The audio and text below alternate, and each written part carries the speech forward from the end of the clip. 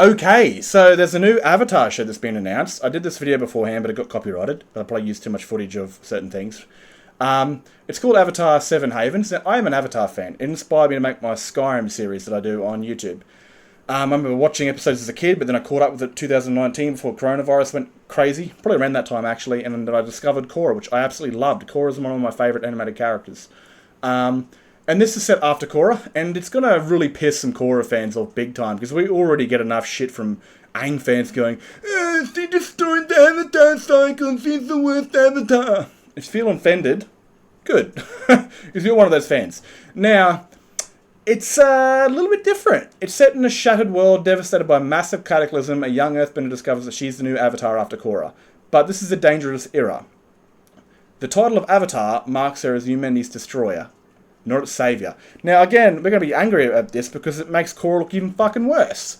I mean, this makes her look like she's the bad guy, that whatever's happened is her fault. Now, understand as a Korra fan, I understand what you guys are saying, okay? I understand this.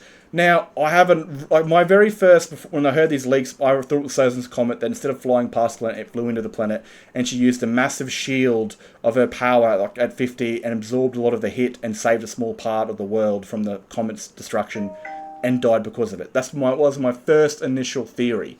But my main theory is, you read the bottom, hunted by both humans and spirit enemies. Humans and spirits. Right? Why would the spirits come after her for? Well, I have a theory. And it's just a theory. It could be, it might not be. Take it with a grain of salt. If you're an Aang fan, you've already got too much fucking salt. Give us some. Now, I actually believe it's a certain somebody that she locked up.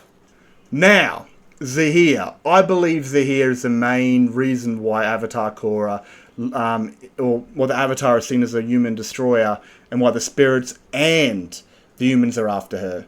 It's a blame game. Read this. Zaheer was the leader of the Red Lotus, a martial arts expert and an anarchist who strongly believes in the foundation of a new world. A new world without Order of the White Lotus and the Four Nations. Right? Does that sound familiar to you? Does that sound like a cataclysmic event that's happened, that has destroyed the world, removed the Four Nations, taken out the White Lotus? Now, this guy, when he was in prison, could easily access the spirit world. I mean, he was locked up in a cell, but he was able to instantly go and live within the spirit world while he was locked up. My belief is that he has hatched a plan with dark spirits that hate the Avatar to use the spirit portals to, like, nuclear bomb the world. You've got one in the North Pole with the Northern Water Tribe, and you've got one in Republic City now, due to Korra. I'm not sure, was there another one? I'm not too sure. I think there was 3 of them or whatever. But I think he's hatched a plan. And this plan has worked, right? He has hatched a plan because Korra didn't kill him, and I think this is what's actually happened. So he's been broken out, because I think he's been able to communicate with his Red Lotus agents that weren't hunted down, and they've broken him out, but he's discovered a plan where he's able to work with dark spirits, and they're able to use the spirit portals to let out lethal dark energy that's killed lots of people and destroyed the world. Now, no doubt in my mind, he also wants the Avatar. Now, why does he want to do this? Because the first time he did this, when he killed the Earth Queen to try and destroy a nation, another leader came in possession and was worse, and he regretted that. He said this to Korra. He goes, I regret that.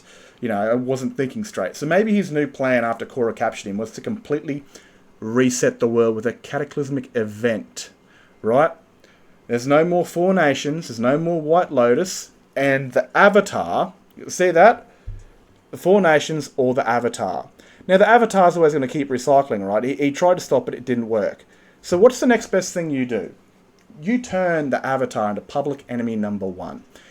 This plan of his would have been purposely hatched to make the Avatar come to him to try and stop him. But it would have been too late, and Korra would have died in the process. Now, what I think's actually happened, I think somehow she has at least absorbed or tried to stop what he's done and saved a small section of it. Because remember, he wants the entire world to be wiped out. Maybe only the Red Lotus survive with a few other survivors, and they rebuild whatever they want. Or he just wants complete another anarchy, just the world flattened and back to tribes, right? If even humans survive anymore. Now, obviously, there's a place that survived that wasn't completely destroyed.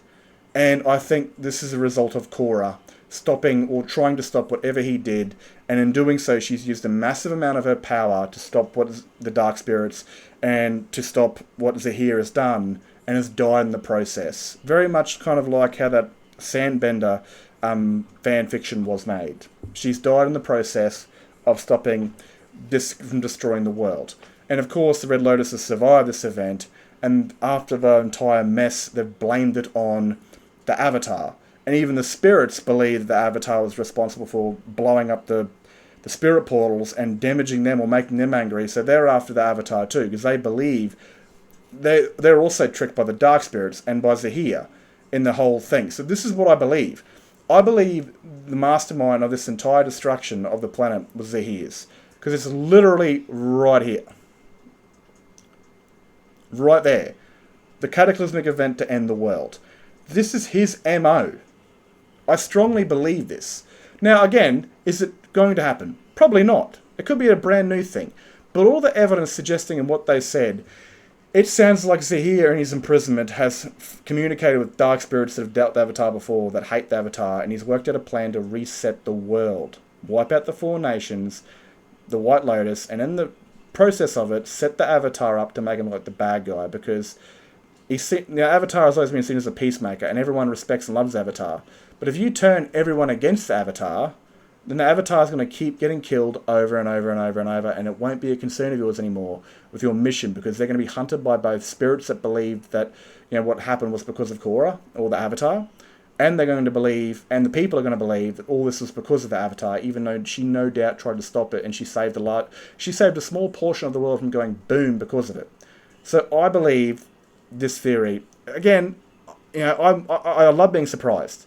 But this is just what I see as a story maker, as a character dude. I don't call myself a character designer. Not professionally, at all, any of these. But this is the kind of thing that I do. I kind of just analyse a character and analyse a story. And I believe Zaheer is responsible for what happens with the new Avatar series. And that he's put the blame on Korra for what's happened. So the world thinks that she's the bad guy. The Avatar is the enemy. And again, it is a really good one. I mean, I've always had a theory.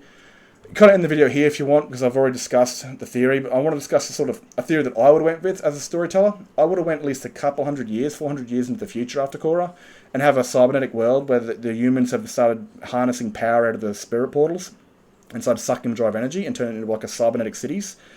And then you've got like people that have started since it's draining power from the spirit world, less people are being born benders, and so more people have started using cybernetics to shoot fire out of their robotic hands, or magnetized steel with their magnetized hands or whatever to kind of mimic bending. And it's kind of depleted the spirit world and made the spirits very hostile and angry. And when you go there with Korra, it's a very beautiful place, but when you go there 400 years later, it's a wasteland.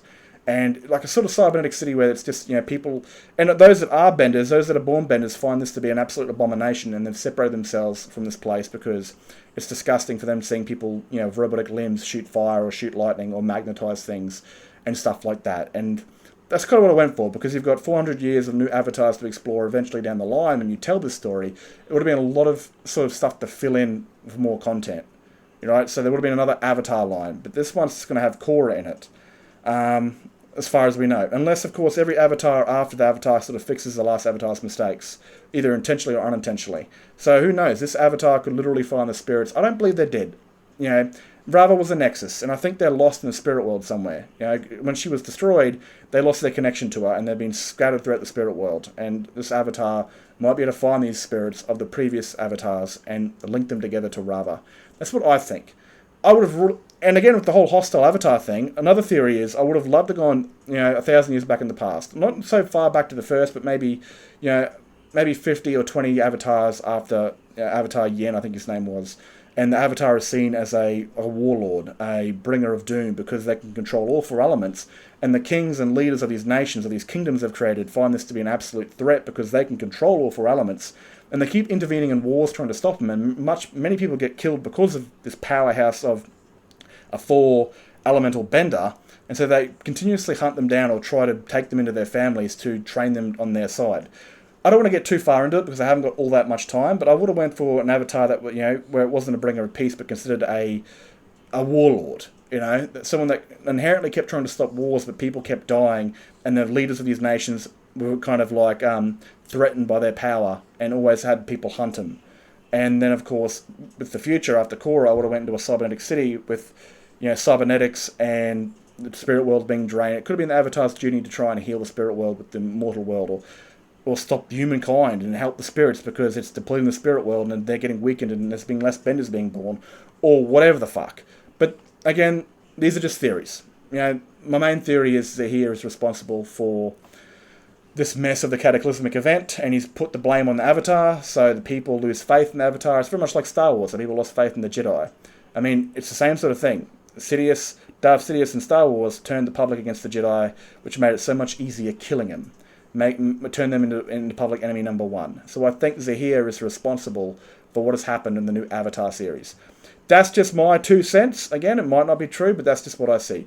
I hope you guys have enjoyed, and Korra fans, don't lose your shit, okay? Just give it a chance first. It's a cycle of hate. Everyone hates the stuff that replaces what they love.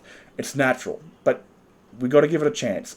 We got to be excited for like the first time in like how many fucking years? I mean, this is the first time we've got animated content from Avatar after Korra. It has been so long. So we should definitely be willing to give it a chance and see how it goes. Because this is the start of something good for Avatar Studios. I really hope. I'm also angry that Korra looks like she's an absolute bad guy and we're going to get the absolute shit beat out of us. But we got to give it a chance. Anyway, I hope you guys have enjoyed. And I'm going to crack out of here and go to work. I'll see you guys in another video. Have a good one.